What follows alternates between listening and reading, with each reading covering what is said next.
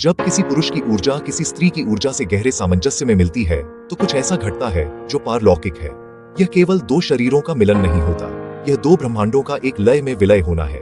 जब यह पूर्णता से होता है तब दोनों खो जाते हैं।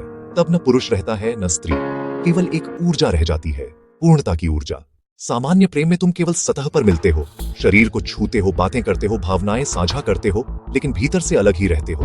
जब प्रेम ध्यानमय हो जाता है, जब उसमें जागरूकता उपस्थित होती है, तब यह मिलन दो व्यक्तियों का नहीं, दो ध्रुवों का हो जाता है। पुरुष सूर्य की ऊर्जा लिए होता है, सक्रिय, बैठने वाली, बाहर की ओर जाने वाली। स्त्री चंद्रमा की ऊर्जा लिए होती है, ग्रहणशील, ठंडी, स्वागतपूर्ण। जब ये दोनों ऊर्जा जागरूकता में मिलती है तब एक नई दिशा खुलती है, वही ईश्वर का द्वार है। किसी पुरुष के लिए पूर्ण स्त्री वह नहीं जो उसकी इच्छाओं को पूरा करे, बल्कि वह है जो उसके अस्तित्व का दर्पण बन जाए। और किसी स्त्री के लिए पूर्ण पुरुष वह नहीं जो उस पर अधिकार करे, बल्कि वह है जिसकी उपस्थिति में वह खिल सके। पुरुष को कभी कभी समर्पण करना सीखना होता है, यही उसका स्त्री के माध्यम से दीक्षा है। और स्त्री को मौन और साक्षी होना सीखना होता है, यही उसकी पुरुष के माध्यम से दीक्षा है।